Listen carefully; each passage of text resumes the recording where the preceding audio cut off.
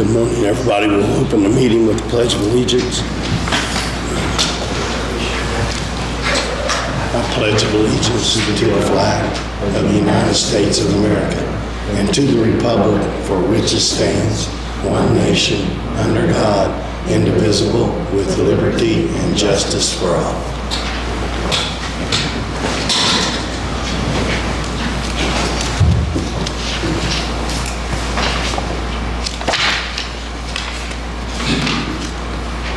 First thing on our agenda is the moratorium for the ordinance 2024 that the area plan adopted for the moratorium of 6 months for AES.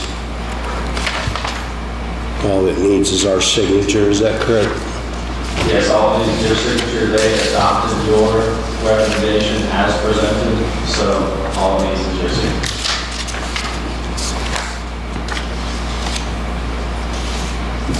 And it takes effect the date that they passed it.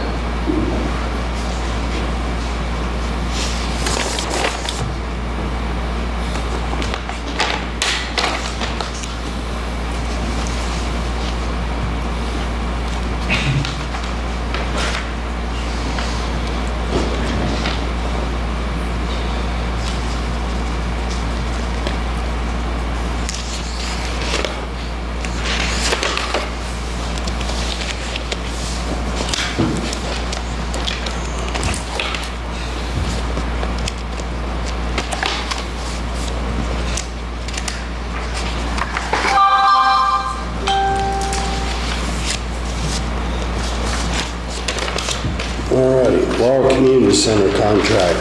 I know you've made changes to that, Garrett, so it's ready to go now. Yeah, you should have a final version there. The county is just basically acting as the guarantor to pay for the project. The project itself is from the town, so they will be the ones responsible, the ones there as the main signatories. So after you sign it, then it will go to their council. Talking to the attorney for the architect this morning, sounds like they will call a special meeting and get this approved through their council next week. So this is just actually for the architect, it's not for the building itself. We have nothing to do with the actual building itself. They applied for separate funding for the building itself. We only agreed to pay for the architect costs. That was up to $92,000 some odd dollars. $94,000 is how much you guys approved in December to pay for these costs. Was that out of ARPA? Where's that money coming from? I don't remember. I believe you said at that meeting in the resolution was out of ARPA.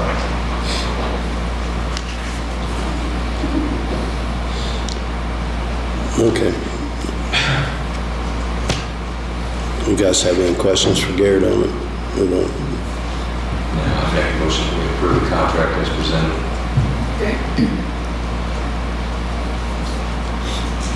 I'll second. All in favor?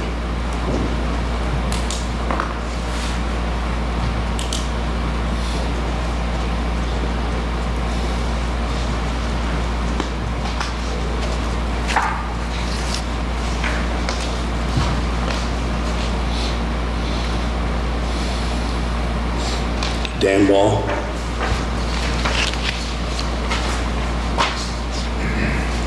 Somebody? Yeah, Dan. Sure. So, Can you come up to the podium, Dan? so I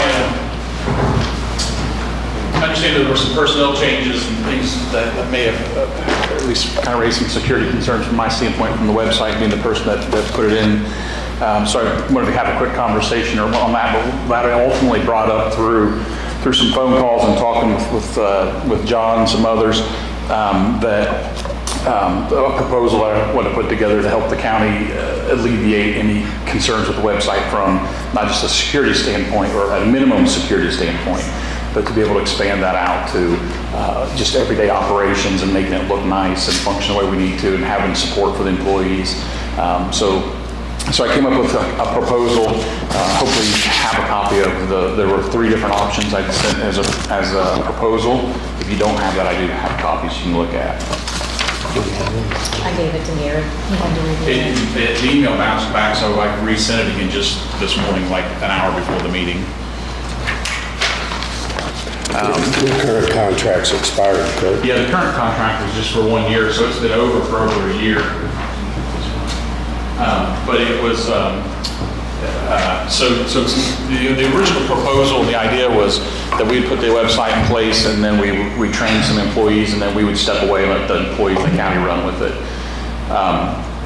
Even that didn't work the greatest, I don't think, quite frankly. There is no contract that we're under for maintenance or anything like that for any kind of a help. So what I did was I laid out 3 options that you have there in front of you. The third option is the minimal option. It's 5 hours a month, and that would let us come in and do security updates, plug-in updates. That's basically your bare minimum, keep things kind of secure. That doesn't happen today. We've been doing those for the last 2 years. We just haven't been charging for it, but I got to stop doing that. So that was the minimum option there.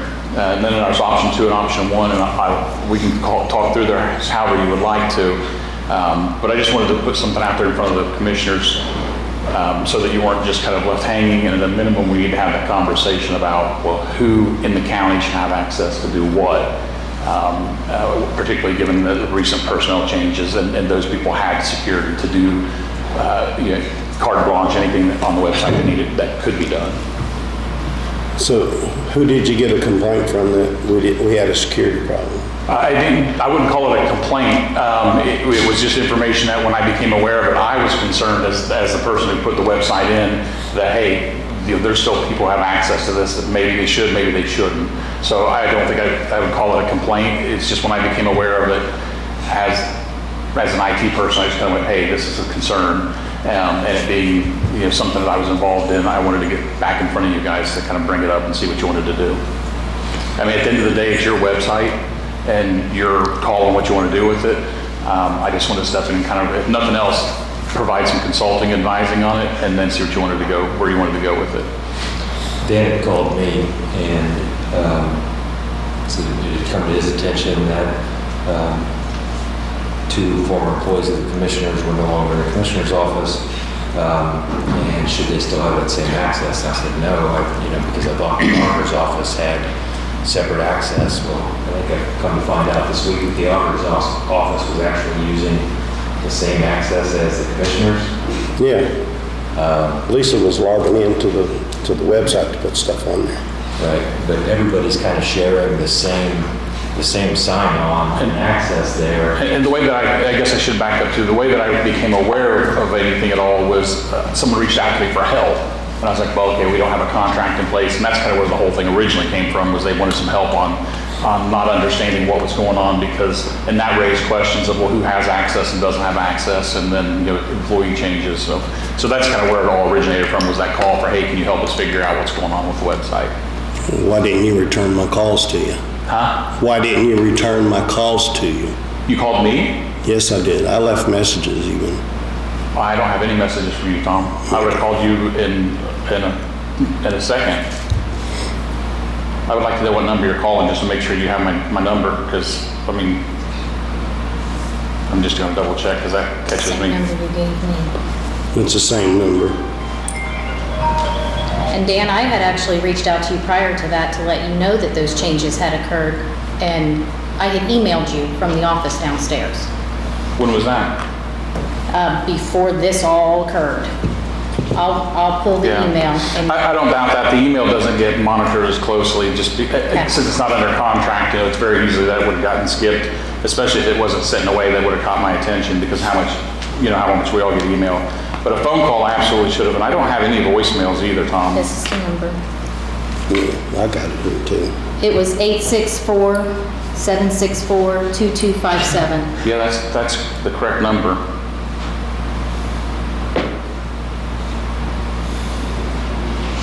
Yeah, and I have no answer for that. If you called me, I would have returned it. I don't have any voicemails. And also, Tom, I know you have my number as well. If anything like that would happen, just call my personal number as well to make sure that you can get a response, because that wouldn't be something that we would normally want to do. Even though we're not under contract, I still wouldn't want to ignore a call I mean, that's the reason I came before the council today, just to kind of throw out some ideas and say, hey, here's what I'm seeing, what do you want to do? And again, I can have nothing to do with it, or I can help. It's up to what you guys want to do. Yeah, I called you at 9:38 a.m. on August the 16th.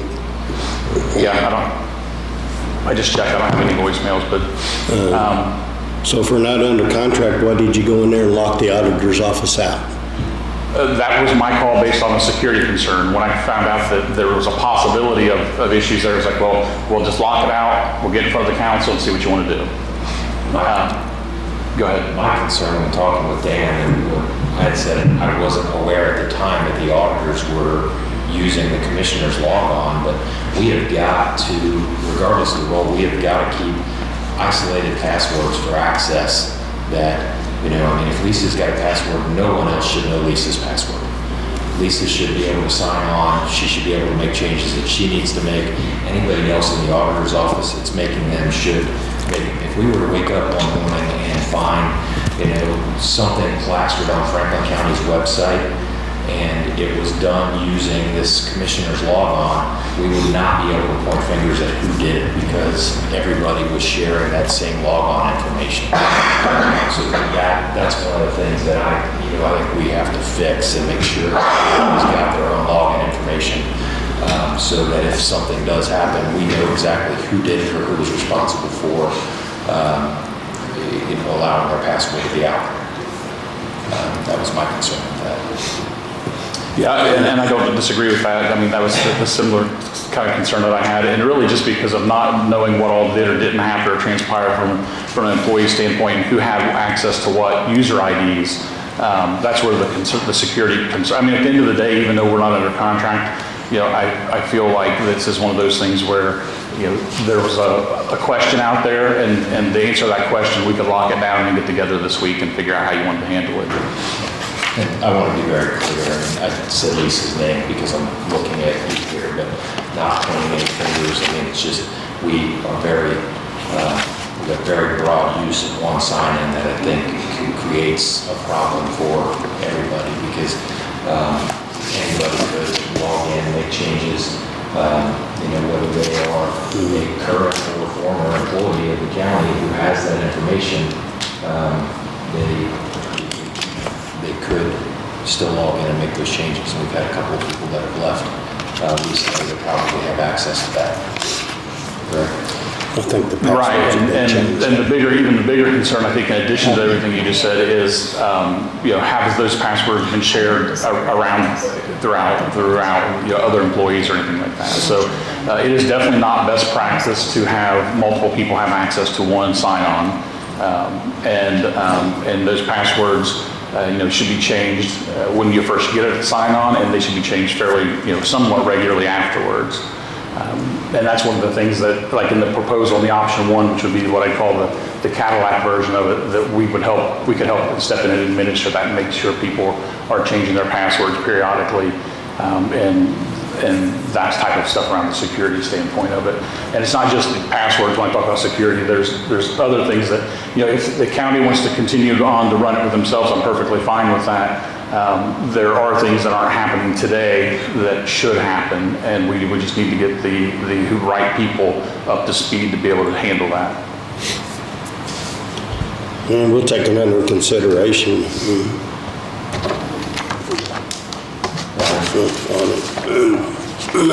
So that we take these next 2 weeks before our next meeting, look at these, and each of us talk to you. Sure. To address concerns that we would have, and then come back. In the meantime, we need access to the homepage. And in the meantime, This is asking us to do what do we so. want to do with the access that was? She needs access to the homepage so she can put stuff on there. Okay.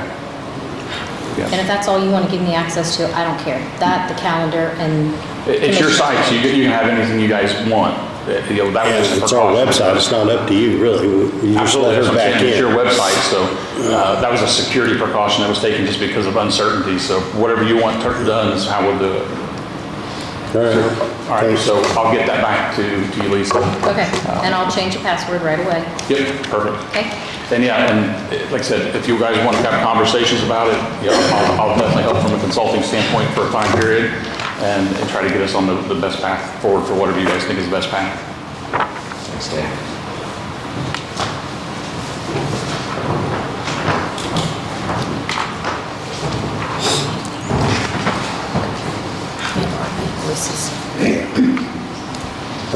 Next, we have ARPA invoices for Laurel Community Center, $20,576.84. And Jerry Wiki for Small Animal Shelter, $24,200 for work performed. So I'll make a motion to pay those two invoices. No. I'll second it. All in favor?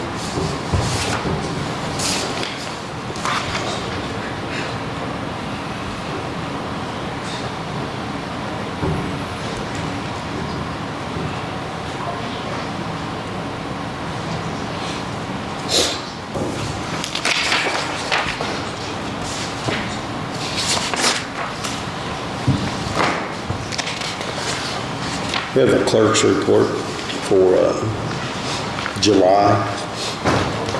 So I'll make a motion that we acknowledge we received the clerk's report for July. Second, Tom's motion. All in favor?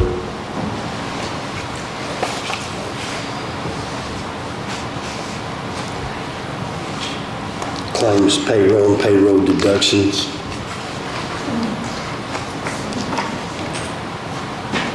We have claims of $1,612,752.92.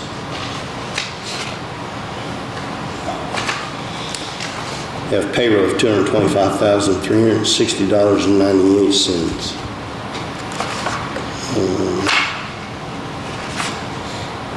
How come claims are so much this month?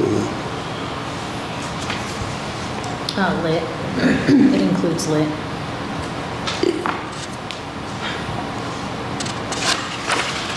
It's $569,000.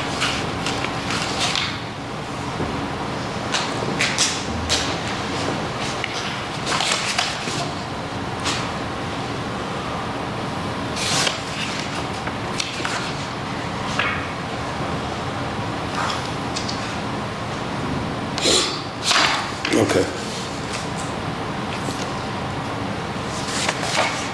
Make a motion that we approve claims and payroll as submitted and approved by the auditor's office. I'll second it. John, Jerry, second, all in favor?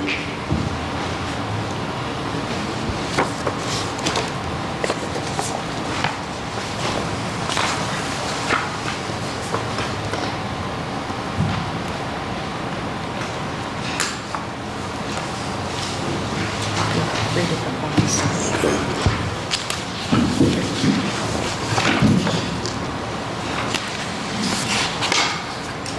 And I got two. Executive session.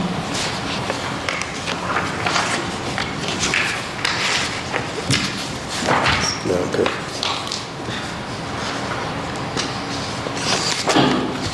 We have three different minutes to approve. July 24th of 2024. I'll make a motion that we approve the minutes for the July 24th meeting as presented. Second John's motion. All in favor? Is this the signed one? Yeah, right there.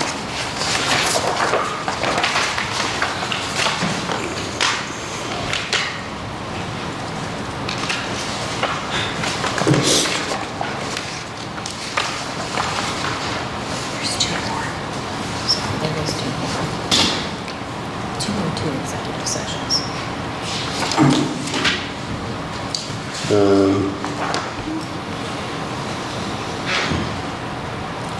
It's July, August.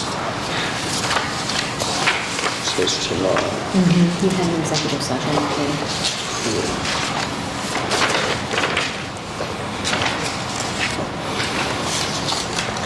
In the minutes, from August and July executive sessions.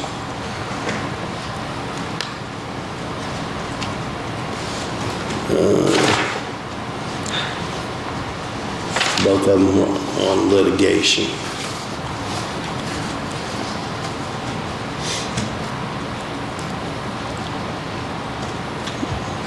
Board members present is myself, John Heiss, Garrett Baskin, Karen Sharp, attorney, and Patricia Rice, and mediator, Carla Bowman. And the other one was me, John, Gerald, Garrett, Jefferson, and Carla.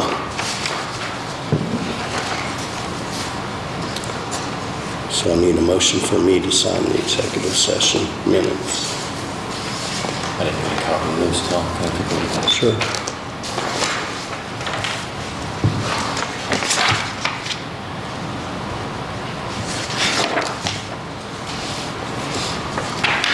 What's this one? The 7th now. I'll make a motion that we approve the executive session minutes from July 24th and August 5th for Tom to sign and approve.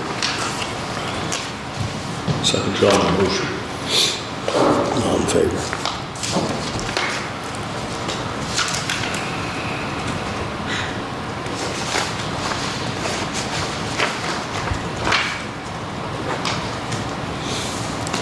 Then the last minutes is August the 7th, 2024, the regular commissioners meeting.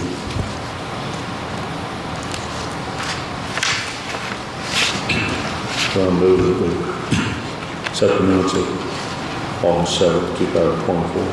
Second motion. All in favor? Jerry needs to approve the assignments. He needs to ask for your approval. Who? Jerry. He receives the jail. It's for the jail. So you just need to approve the assignment. Okay. This is a bill from Curson Fire and Safety and Security at the jail. Make a motion for Jerry to go ahead and sign the claim for $632.95 for fire security.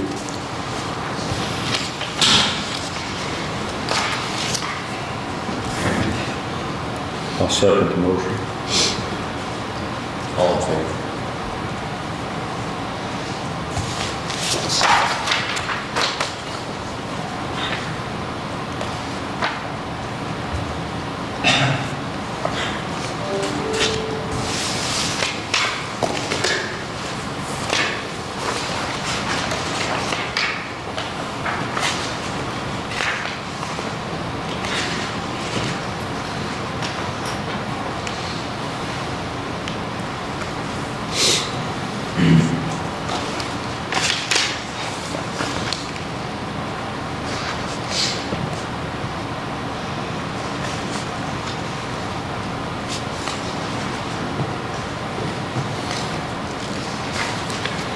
Guess I'm supposed to sign.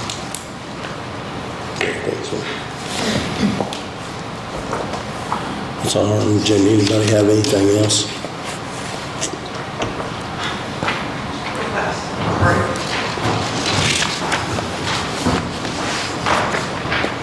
I just wanted to remind all elected officials and community partners that Dr. Weaver is coming this Friday. She'll be here at 9:30 at the health department. We're going to do a walkthrough through our department and then meet here to have a discussion with her. She's going to be the state health commissioner for the, so she will be here Friday.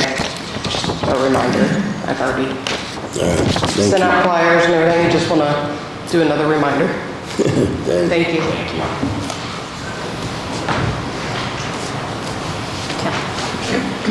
Anybody else? I'll make a motion to adjourn. Second. All in favor?